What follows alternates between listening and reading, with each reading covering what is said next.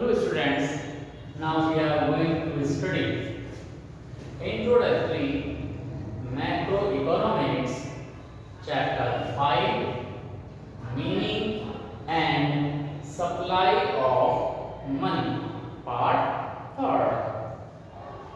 3. Students, in this part we are going to discussing about money supply, means its meaning and the component, and then after the measures of money supply. Okay students, तो हम इस part में money supply के meanings के और उसके component के बारे में यहाँ स्टडी करेंगे. ओके, तो जब सबसे पहले बात करते हैं हम कि what is the money supply. देखिए, मनी सप्लाई इट इज हम कह सकते हैं कि ये जो हमारे पास है ये एक स्टॉक वेरिएबल है. मींस हम इसे कह सकते हैं कि जो हमारे पास मनी सप्लाई की हम बात करते हैं तो मनी सप्लाई का मीन क्या है कि कंट्री में जितनी भी करेंसी जो कि सर्कुलेशन में है हम उसे मनी सप्लाई कहते हैं. ये मेजर्स है या ये फ्लो है मनी का जो कि कंट्री में किसी भी पर्टिकुलर टाइम में अगर हम मेजर करें तो जितनी भी मनी जो सर्कुलेशन में है हम उसे कहेंगे मनी सप्लाई. ओके, तो इसमें सबसे बड़ी बात यह है कि जो हम यहाँ पर कंपोनेंट की बात करते हैं तो इसमें क्या क्या ऐड होता है इस मनी सप्लाई में. तो मनी सप्लाई क्या हो गई कि it is measures of the total circulation money in a country in a particular time, यानी पॉइंट ऑफ टाइम की हम बात कर सकते हैं. It is a point of time. क्या हम किसी भी एक पर्टिकुलर टाइम में अगर हम ये मेजर करें कि कंट्री में जो सर्कुलेशन है वो कितना है, तो अगर हम सर्कुलेशन मनी की बात करते हैं तो वो हमारे पास मनी सप्लाई आती है. और इसमें आप याद रखें वो मनी होगी जो पब्लिक के पास जो आपके पास मनी है उस मनी की हम बात करते हैं, या वो मनी होती है कि जो है पब्लिक की लेकिन जिसे हमने क्या क्या डिपॉजिट किया है बैंकिंग सिस्टम में और जिसे हम क्या कह सकते हैं विथड्रॉल कर सकते हैं. मतलब जिस अकाउंट के अगेंस्ट हमें चेक इशू हुई है अगर हम उसके थ्रू देखें तो ये हमारे पास वो सारी मनी का हम एडिशन कह सकते हैं कि वो हमारे पास मनी सप्लाई है. तो मीनिंग आपको समझ में आ गया कि total money which is circulation in a country, okay, at the particular point of a time. मतलब आप ऐसे समझ लीजिए कि अगर हमारे पास एक इमेजिनरी हम एग्जांपल ले सकते हैं कि हमारे पास एक ऐसा इंस्ट्रूमेंट हो कि जिससे हम पूरी इकोनॉमी को पॉज कर सकें, तो हमने पर्टिकुलर टाइम में उसे पॉज किया और फिर हमने काउंट कर लिया कि लोगों के पास कितनी मनी है, कितनी वो बैंकिंग में आपके पास एज ए चेकेबल जो हमारे पास मनी है जिनके अगेंस्ट आपके पास चेक है, वो सारी मनी अगर हम ऐड कर लेते हैं तो वो कंट्री के अंदर क्या कहलाती है मनी सप्लाई कहलाती है. ओके, तो हमेशा यही आपको रखना है कि जो सर्कुलेशन में जो पब्लिक के पास जो मनी है उसे ही हम इसे ऐड करते हैं, पब्लिक की मनी को हम इसमें इंक्लूड करते हैं. तो ये एक आपके पास स्टॉक वेरिएबल होता है. ओके, तो अब हमारे पास जो आता है जिसे हम बोलते हैं कि इस टोटल जो मनी सप्लाई है इसको मेजर्स करने के आपके पास कौन कौन से मेथड हैं. तो मेजर्स करने के लिए हमारे पास अलग अलग मेथड हैं. हमारे पास बेसिकली हमारे पास क्या है कि इसके 4 मेजरमेंट हैं और 4 मेजरमेंट्स में आपके पास समझने तो सभी पड़ेंगे. क्यों? क्योंकि वो कभी-कभी क्वेश्चंस में नैरो मनी के और जो ब्रॉड मनी है उसके बारे में या ब्रॉडर मनी है उसके बारे में पूछ लेते हैं. तो हमें मतलब कॉन्सेप्ट सबका पता होना चाहिए. लेकिन अगर हम सिलेबस की बात करें तो सीबीएसई ने जो हमें सिलेबस जो दिया है प्रिस्क्राइब किया है उसमें हमारे पास first measurement of money supply जिसे हम M1 के नाम से जानते हैं वही आपके पास सिलेबस में है. तो सिलेबस में ना होने के साथ भी हमें उसे पढ़ना पड़ेगा क्योंकि जो हमारे पास मनी का जो कॉन्सेप्ट है इसमें आपके पास टाइप ऑफ मनी में आपने देखा है कि हमने आपको ब्रॉड मनी और जो आपके पास नैरो मनी है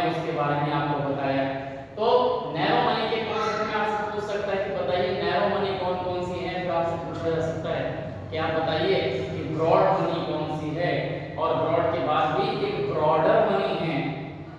यानी कि हम बात करते हैं वेलोसिटी की, बात करते हैं कि वेलोसिटी किसमें ज्यादा होती है।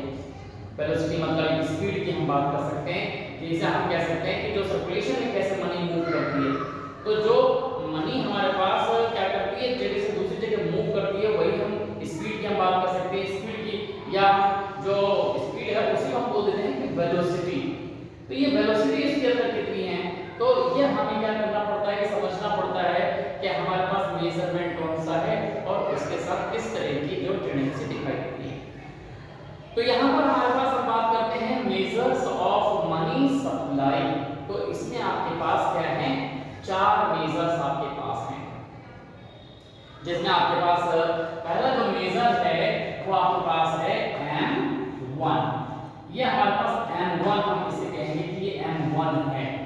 अब ये M1 जो मेजर्स है, इसमें हमारे पास ऐसे कंपोनेंट इक्वेशन की फॉर्म में हम यहाँ लिखते हैं, और फिर उसके जो कंपोनेंट्स हैं वो आप अच्छी तरह से समझ लेंगे कि वो कौन कौन से हैं। तो M1 में हमारे पास क्या क्या चीजें इंक्लूड होती हैं, तो ये हमारे पास आता है, इसमें बोलते हैं C, और यहाँ प्लस का सिंबल यूज करते हैं, और यहाँ लगाते हैं D और D, और यहाँ हमारे पास क्या होता है, यहाँ हम बोल देते हैं OD, ये OD। अब आप समझ लीजिए कि इसमें हमारे पास क्या क्या चीजें आती हैं। ये फर्स्ट मेजरमेंट है हमारे पास मनी का, क्या हम कैसे हम कंट्री की जो मनी है उसको हम मेजर करते हैं। तो सबसे पहले हमारे पास आता है जिसे हम बोलते हैं C। ये C क्या है हमारे पास, तो अब हम इस C की बात करें तो ये जो C हमारे पास होता है इसको हम क्या बोलते हैं, ये जो C है हमारे पास, ये आपके पास समझ लीजिए कि ये करेंसी है किसके पास, पब्लिक के पास। अब करेंसी का मतलब जो है यहाँ पर क्या होता है कि जो कॉइन्स हैं और कैश मनी है हमारे पास। कैश मनी का मतलब है नोट। तो कैश हमारे पास जो यहाँ पर क्या होता है, C क्या है, ये कैश आपके पास आता है, और ये कैश में आपके पास क्या होता है, इसमें आपके पास कॉइन और जो नोट हैं ये दोनों हमारे पास क्या आएंगे, ये इस तरह से हम यहाँ बोलते हैं कॉइन प्लस जो करेंसी नोट है जो डिफरेंट पब्लिक के पास, the currency held by the public. जो कंट्री में पब्लिक के पास जितना भी हमारे पास कैश है, कॉइन की फॉर्म में है या नोट की फॉर्म में है, अगर हम इसको ऐड कर लेते हैं तो ये C कह रहा है। ओके, तो याद रखिए ये हम इसको ऐसे भी बोल सकते हैं, ये वो सारी मनी है जो लोगों की बैंकिंग सिस्टम के अलावा है। यानी कि जो भाई कमर्शियल बैंक हो या कोई भी ऐसे इंस्टीट्यूट है जिसमें उन्होंने जमा कर रखी है, जो डिपॉजिट मनी है, उस मनी के अलावा जो मनी होती है कंट्री में, उसे आप क्या बोल देते हैं, C बोल देते हैं। तो ये कैश अकाउंट हो गया जिसमें कि कैश और कॉइन्स जो कंट्री के जो लोगों के पास, पब्लिक के पास जो है, उसे हम बोल देते हैं पहला ये C। अब दूसरा हमारे पास आता है जिसे हमने कहा DD। अब ये जो हमारे पास क्या है, ये डिमांड डिपॉजिट है, इसको हम बोल देते हैं, ये हमारे पास क्या है, ये डिमांड, इसे हम लिखते हैं डिमांड डिपॉजिट। ये देखें ये डिपॉजिट्स, डिमांड डिपॉजिट्स का मतलब आप समझ लीजिए कि ये कमर्शियल बैंक में ये वो अमाउंट है जिसके अगेंस्ट आपको चेकबुक इशू होती है। तो ये क्या है, डिफरेंट अकाउंट्स आपके पास आते हैं। तो सारे अकाउंट्स की हम बात नहीं करते हैं, हम बात करते हैं सेविंग अकाउंट्स की, या फिर हम जो बात करते हैं करंट अकाउंट्स की, ये इसमें हमारे पास आता है। तो आपको ये पता होना चाहिए कि सेविंग अकाउंट में आपको क्या होता है कि चेकबुक इशू हो जाती है, तो जब चाहे आप उसे आप निकाल सकते हैं, विथड्रॉल कर सकते हैं। यानी वो मनी जो है पब्लिक की लेकिन बैंक में रखी है, और बैंक में अगर पब्लिक जब चाहे उसे वो निकाल सकती है, इसलिए कहते हैं कि डिमांड डिपॉजिट। जो भी डिपॉजिट है अगर आपकी डिमांड आप उसकी करें तो वो विथड्रॉल हो जाए, वही आपके पास आ जाता है डिमांड डिपॉजिट। तो कमर्शियल बैंक में जितना भी आपके पास डिपॉजिट है, जो चेकेबल आपके पास है अमाउंट, उसी को हम कहेंगे, बाकी को नहीं कहेंगे, क्योंकि अमाउंट जो अकाउंट और भी होते हैं उसे हम अलग हम उसे पढ़ेंगे। तो ये डिमांड डिपॉजिट्स की हम बात करते हैं। तो ये आपको समझ में आ गया। और फिर आपके पास यहाँ देखिए ये जो हमारे पास आता है इसे हम बोल देते हैं अदर डिपॉजिट। ये अब आपके पास जो अदर डिपॉजिट है, ये जो हमारे पास हम यहाँ बोलते हैं, ये आपके पास है अदर डिपॉजिट्स। ये अदर डिपॉजिट्स हमारे पास है। ओके, अब देखिए अदर डिपॉजिट्स का मीन आप समझ लीजिए कि ये क्या है। अदर डिपॉजिट में देखिए यहाँ पर जो कमर्शियल बैंक का जो पैसा जमा हुआ है वो आपके पास आ गया। अब आप देखिए कि ये जो हमारे पास अदर डिपॉजिट है, ये वो अमाउंट है जो कि आरबीआई के पास है, लेकिन कमर्शियल बैंक का नहीं है। याद रखिए जो रिजर्व रेशियो है, वो रिजर्व रेशियो किसका होता है? वो पब्लिक का होता है पैसा। जैसे आप आरबीआई में दो चीजें आप पढ़ते हैं कि जो हमारे पास कैश रिजर्व होता है, वो कैश रिजर्व दो तरह का आपके पास होता है कि एक कमर्शियल बैंक जो है अपना पैसा आरबीआई यानी जो हमारी सेंट्रल बैंक होती है उसमें जमा करती है। क्यों? क्योंकि ये जो पैसा जमा किया हुआ है पब्लिक का यहाँ पर कहाँ? कमर्शियल बैंक में। अब कमर्शियल बैंक यही पैसा अगर आपके पास कहाँ डाल देती है? आरबीआई में, तो हम उसे इंक्लूड नहीं करते हैं, तो वो अदर डिपॉजिट में नहीं आएगा। अदर डिपॉजिट में वो आएगा इसके अलावा जो पैसा आरबीआई में है। तो आरबीआई में कौन सा होगा वो पैसा? वो पैसा होता है इंडस्ट्रियल बैंक का पैसा होता है। तो इंडस्ट्रियल बैंक का, जो डेवलपमेंट बैंक है, एग्रीकल्चर बैंक है, इनका पैसा जो कहाँ होता है? यहाँ होता है। किसमें? अदर डिपॉजिट कहाँ? आरबीआई में होता है। तो आरबीआई में वो अमाउंट जो अदर देन कमर्शियल बैंक, मतलब जो इंडस्ट्रियल बैंक है, एग्रीकल्चर बैंक है, स्पेशली आपने नाबार्ड का नाम सुना ही होगा, उसका पैसा, या फिर वो पैसा जो हमारे पास फॉरेन कंट्री से आया हुआ पैसा, किसके थ्रू?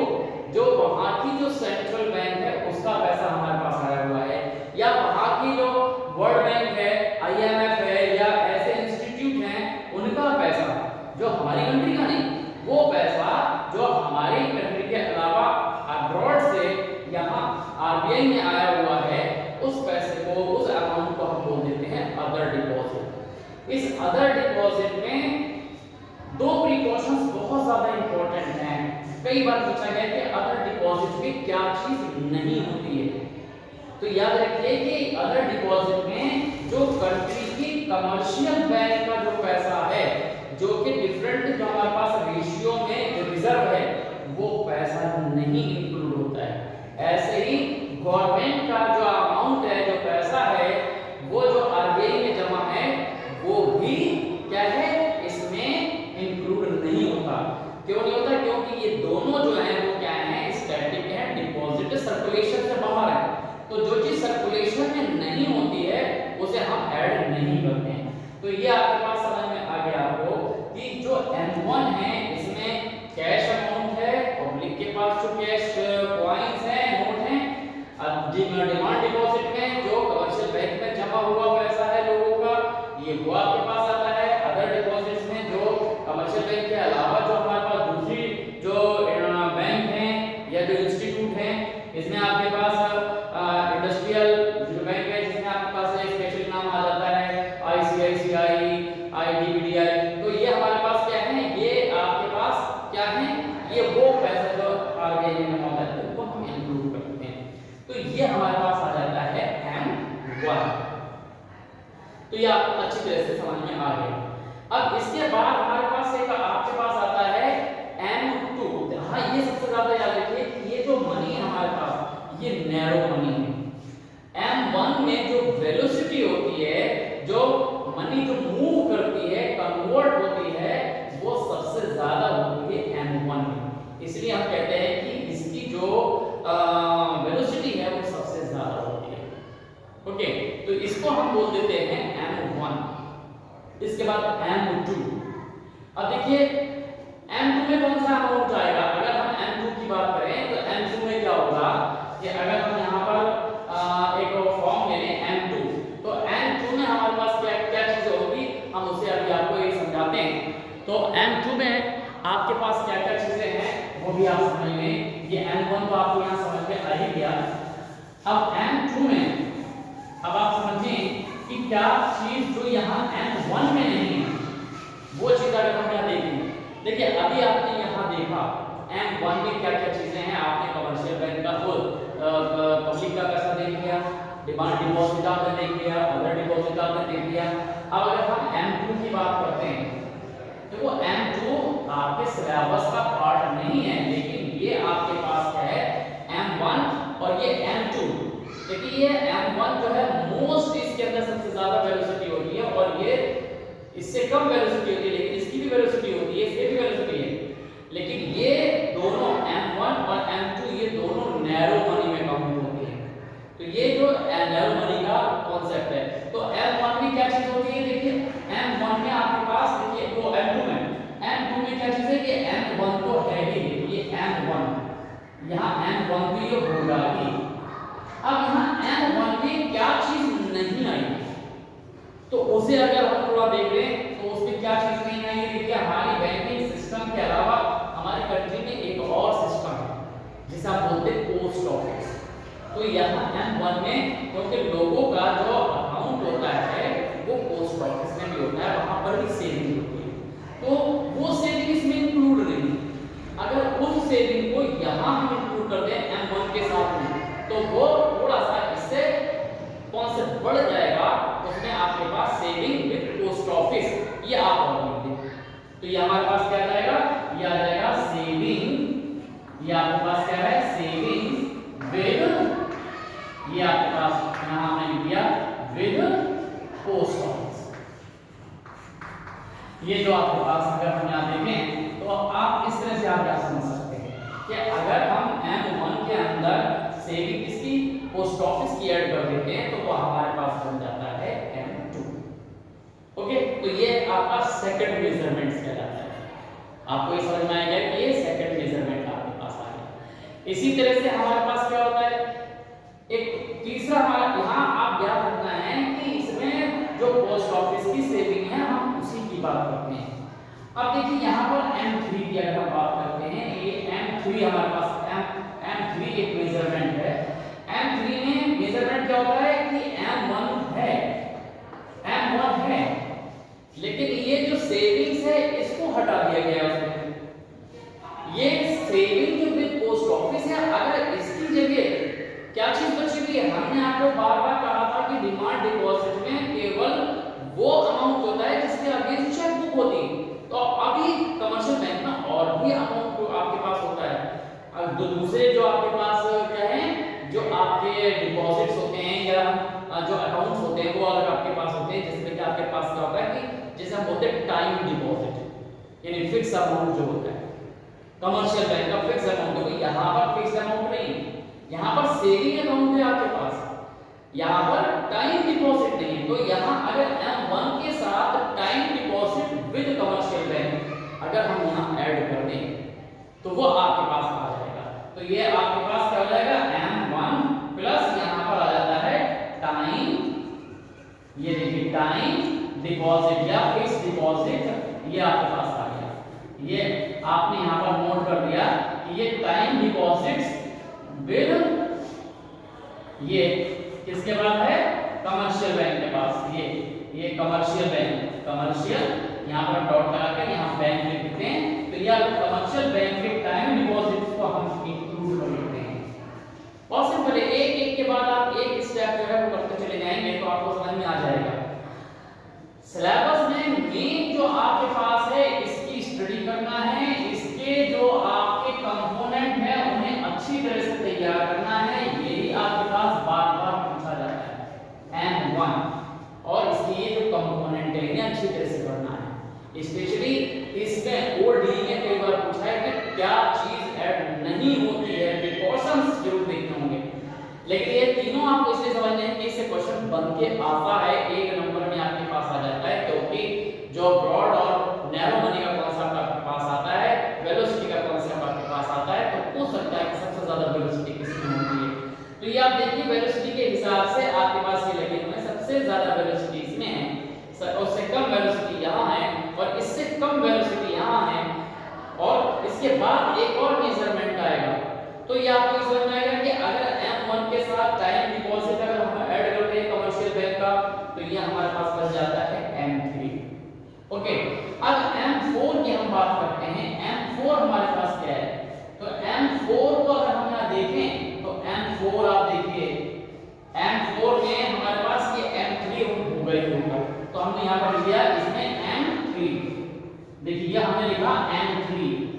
अब ये M3 आपके पास इसमें इंक्लूड हो गया M4 में, ये तो होगा ही होगा, लेकिन अब देखो इस M3 का कौन सा पोर्शन बचा हुआ है, क्या चीज इसमें से बची हुई, तो हमें साफ दिखाई देता है कि ये जो हमारे पास saving with the post office.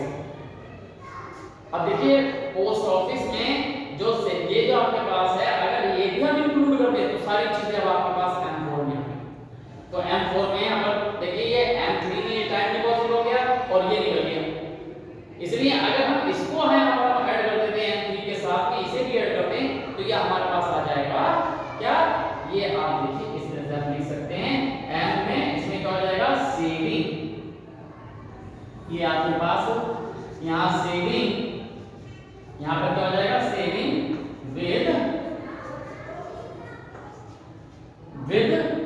ये आप लिखते हैं पोस्ट ऑफिस। ये देखिए अब देखिए यहाँ पर भी एक बहुत ज्यादा प्रिकॉशंस आपको करना होता है, अब वो भी आप समझ लीजिए। यहाँ पर M4 में अब यहाँ एक वर्ड लिखते हैं अदर देन NSC, यहाँ पर एक ब्रैकेट लिख देते हैं अदर देन, अब यहाँ पर लिखते हैं अदर देन, ये लिखते हैं NSC, ये आपके पास देखिए NSC अदर देन NSC। तो अदर देन NSC को हम क्या कहेंगे कि अब आप अच्छी तरह से समझ लीजिए कि ये क्या है हमारे पास, अदर देन NSC का मतलब क्या होता है।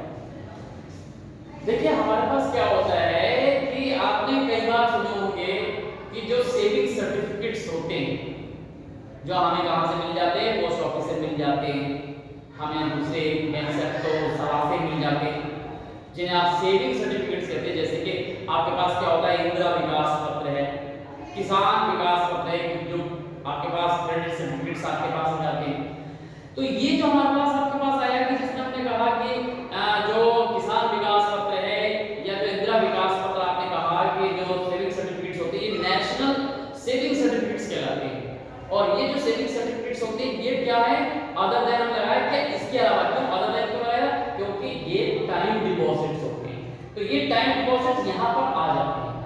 ओके, टाइम डिपॉजिट्स में हम सारी चीजें इंक्लूड कर लेते हैं। तो ये टाइम डिपॉजिट्स हो गया, तो अदर देन NSC हो गया, क्योंकि ये हमारे पास कमर्शियल बैंक से भी इशू किए जाते हैं। तो इसलिए हम ये कह सकते हैं कि अदर देन NSC। तो ये जो हमारे पास पूरा जो कॉन्सेप्ट आपके पास आता है वो यही आता है कि ये चार आपके पास जो मेजरमेंट्स है वो आपके पास आते हैं। और ये जो हमारे पास है ये इसे हम बोलते हैं ब्रॉड मनी। ये ब्रॉड मनी है, ये टाइम डिपॉजिट्स इसमें आ गया। देखिए टाइम डिपॉजिट्स हमने आपको बताया था कि जो केवल एक्सचेंज का काम ना करके किसका काम करे, मॉर्गेज का भी काम करता है। तो जो मॉर्गेज का भी काम करता है वो ब्रॉड मनी में यहाँ आ जाता है। तो इसलिए ये जो दोनों हमारे पास आ गए ये अलग अलग कॉन्सेप्ट आता है कि ये हमारे पास ऊपर की M1 M2 ये हमारे पास जो हो जाएगा, ये क्या हो जाएगा, ये हमारे पास आ जाएगा नैरो मनी। ओके, ये नैरो मनी में हमारे पास आ जाएंगे कौन से, एक ये आपके पास नैरो मनी में, एक ये आपके पास नैरो मनी में आपके पास आ जाएगा। और ये जो हमारे पास M3 है ये आपके पास क्या हो जाएगा, ये ब्रॉड मनी में आ जाता है। ये हमारे पास आता है ब्रॉड मनी, ये है आपके पास ब्रॉड मनी, इसमें टाइम डिपॉजिट आपके पास आ गया। और यहाँ पर एक और नाम दिया गया है यहाँ पर जिसे बोलते हैं ब्रॉडर मनी। तो ये जो हमारे पास है ये आपके पास ये हमारे पास आता है ब्रॉडर। तो ब्रॉडर कॉन्सेप्ट में M4 यानी कि सबसे ज्यादा जो हमारे पास जो कह सकते हैं कि स्टैटिक कंडीशन होती है, या हम ये कहें कि सबसे कम वेलोसिटी किसमें होती है, तो सबसे कम वेलोसिटी M4 में होती है। तो लीस्ट वेलोसिटी M4 है और मोस्ट वेलोसिटी M1 है। और ये जो हमारे पास है अगर वेलोसिटी के सीरीज में देखेंगे तो M2 M3 M4 वैसे ही आपके पास चलेगा। तो सबसे ज्यादा इसके अंदर आपके पास ये वेलोसिटी हमारे पास आ जाती है। ओके, तो ये जो हमारे पास कॉन्सेप्ट है वो मेजरमेंट्स का है। तो मेजरमेंट्स आपको अच्छी तरह से दिमाग में रखने हैं। बस यहाँ M4 में प्रिकॉशंस के तौर पर वो आपके पास ये जरूर पूछ लेता है कि ये जो NSC है ये आपके पास अदर देन लिखते हैं कि why we use other than NSC। तो NSC का एग्जांपल भी पूछ सकता है, तो आपने वहां लिख भी सकते हैं आपकी वो आपके पास कौन से जो है आपके सर्टिफिकेट्स कहलाते हैं। आपने 4 साल 10 साल 20 साल के लिए जो आपने डिपॉजिट किया है पैसा, उसका एक सर्टिफिकेट आपको मिल जाता है। तो वो जो सर्टिफिकेट्स होता है वो टाइम डिपॉजिट कहलाता है, और वो हमारे पास क्या होता है, वो टाइम डिपॉजिट हमारे पास यहाँ पर भी होता है। ये जो आपका पोस्ट ऑफिस है इसमें वो एनएससीज आपके पास कहलाती है। तो ये एनएससीज को हम वहां से एक्सक्लूड कर देते हैं। तो इस तरह से आपके पास मनी सप्लाई और उसका मीनिंग और कंपोनेंट आपको ये समझ में आ गए होंगे। तो इस तरह से हमारे पास आता है। अब देखिए ऐसे ही हमारे पास क्या आता है, फंक्शंस आते हैं ऑफ मनी। तो फंक्शंस ऑफ मनी भी आपको याद रखने होंगे कि फंक्शंस ऑफ मनी में हम क्या क्या पढ़ेंगे।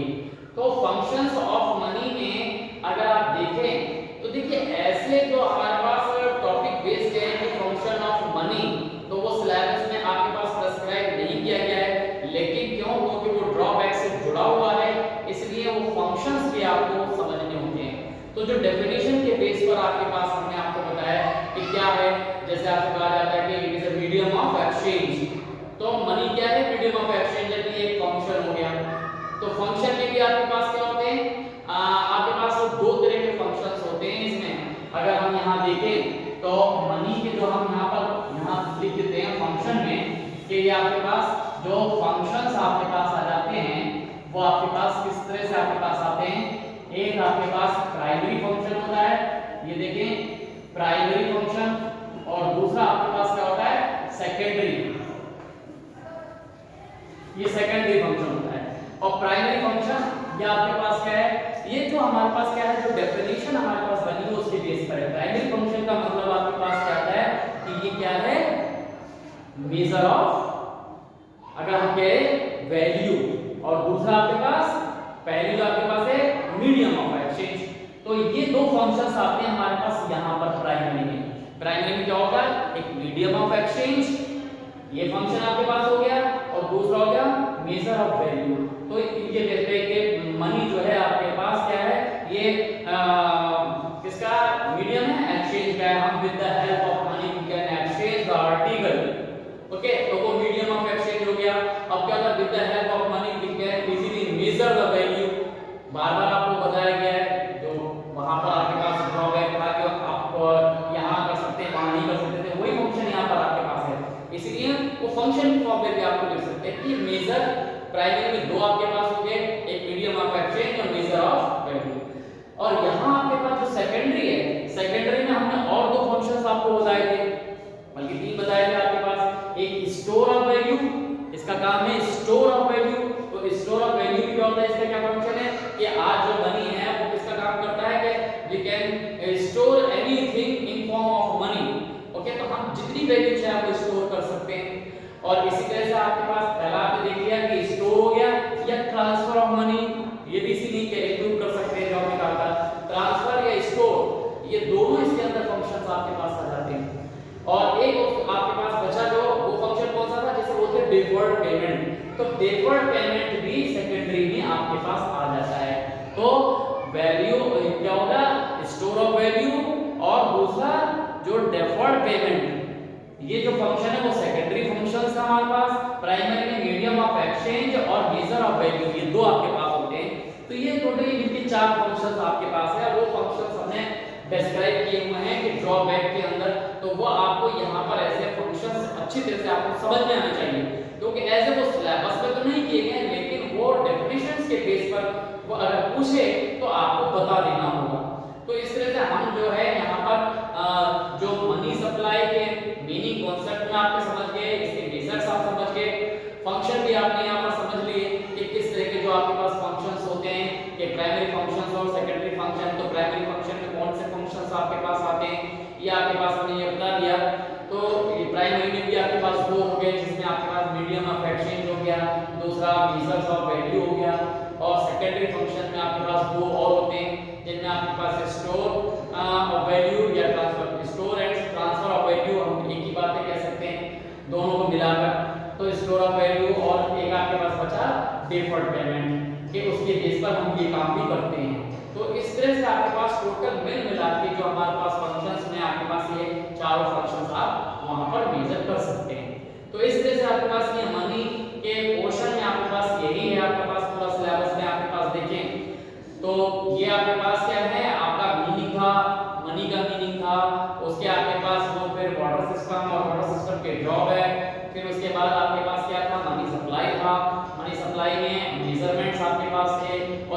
इमोशंस का पोर्शन था। तो जो टोटल आपके पास जो आपका पास सिलेबस है वो टोटल आपके पास money and supply of money में यही पूरा पोर्शन आपके पास एज ए सिलेबस आपका प्रिस्क्राइब किया, और इसी में से आपके पास इतने कम सिलेबस में से आपके पास कम से कम 3 यानी 4 नंबर का आपके पास क्वेश्चन आ जाता है। 3 नंबर का एक क्वेश्चन आता है और 1 नंबर का एक कहीं ना कहीं क्वेश्चन जो जरूर पूछ लेते हैं। तो इस तरह से आपको अच्छी तरह से ये यूनिट आपके पास ये चैप्टर जो है वो आपको तैयार करना होगा। तो ये आपके पास पूरा ये आपका हो जाएगा। Okay, thank you.